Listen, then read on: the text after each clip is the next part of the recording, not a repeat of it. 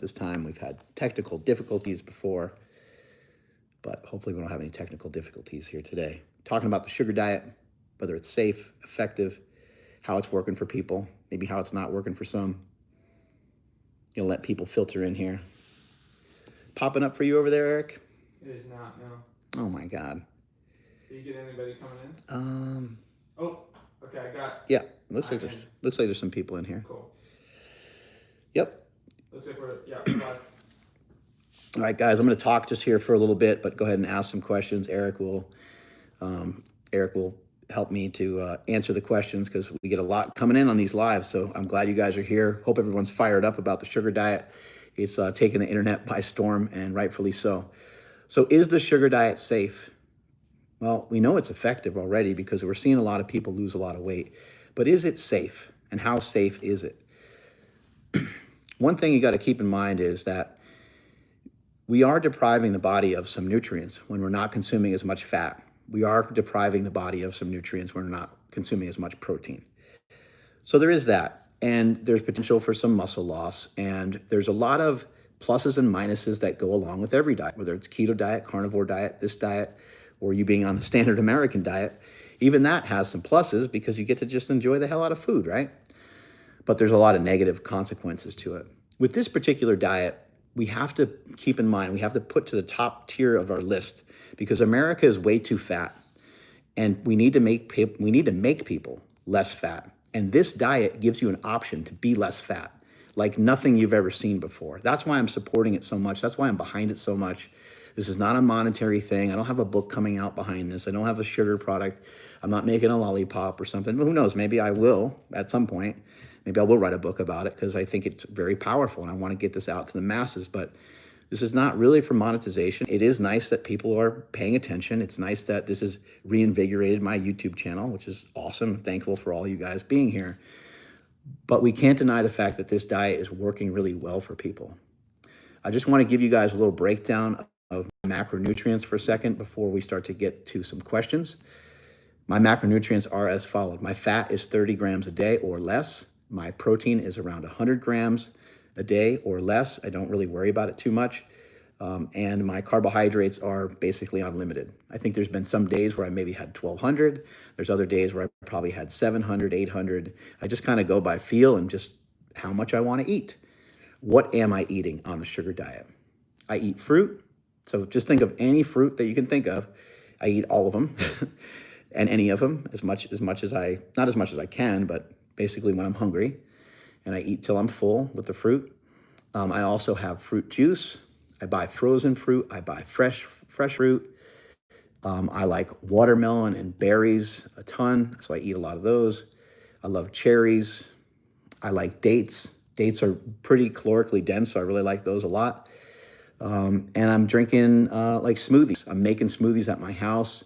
I'm buying kind of pre-packed smoothies. Just be cautious of those. Sometimes they'll have fat calories in them, and we're trying to just keep that fat calories really low. Sometimes it will have protein in it, so just kind of pay attention to that. We're trying to keep that protein super low. I also want to share with you guys these couple of rules, if you can remember these. And these days are a little bit harder than some other days, but it's super effective in terms of your weight loss. If you go through the whole day without any protein, you go through the whole day without any fat, and you go through the whole day without any starch, there's no way that you can't lose weight. You will lose weight. Your weight will start to drop. You'll start to see the scale make some changes. Now, I want to address one more thing before we move on because we had Mark Lowliner made a video about it. Unfortunately, Mark didn't study up on this diet much. He didn't study what I've been sharing. I have talked about candy. I ate some candy today. Go ahead and throw me in jail. I had a blow pop and I had some Sour Patch Kids and some Starburst gummy bears. All of it was amazing. It makes up like 5% of my diet maybe, or 3% of my diet or something like that. The point of the diet is not to eat a lot of, crazy amount of carbohydrates. The point of the diet is not to just go hog wild with carbs. The point of the diet is to actually really just reduce the amount of fat that you're consuming, go really low fat, bring the carbohydrates in to get reacquainted with your insulin sensitivity and reacquainted with carbohydrates for some of you, excuse me, that may have not eaten much carbs over the last couple of years because of the war on carbs, World Carnivore Month, and keto and this and that, all the things that have kind of come along the way. But why do people end up cheating on those diets? Why do people end up really struggling with those diets and binging?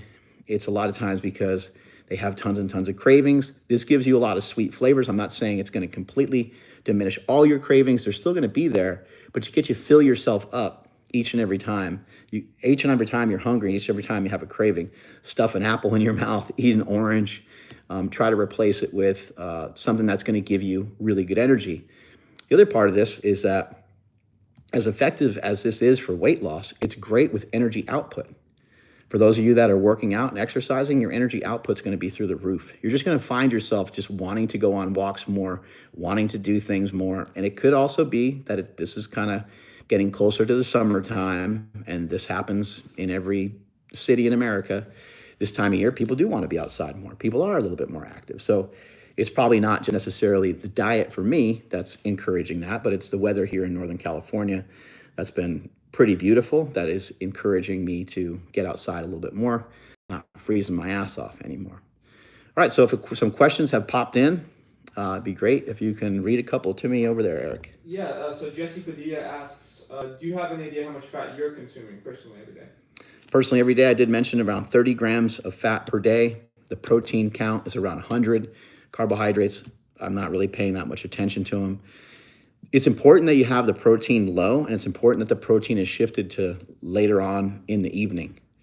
We're trying to take advantage of just working on insulin sensitivity. And for a lot of people, that's damaged. A lot of people are insulin resistant. My understanding is that what happens is the pancreas starts to produce insulin when you have carbohydrates in the system. And some of these carbohydrates you're going to be consuming, by the way, don't require nearly as much insulin when you're eating things like fructose, when you're eating things like fruit. It's going to be the starches actually that require a little bit more of you from an insulin perspective. But we're trying to get our insulin sensitivity back. People become pre-diabetic, diabetic, and just have high glucose, or just register their glucose being pretty high, not necessarily diabetic, but pre-diabetic sometimes, or close to it, via these low-carb, high-saturated fat diets. This happens fairly often. And then people just kind of pass it off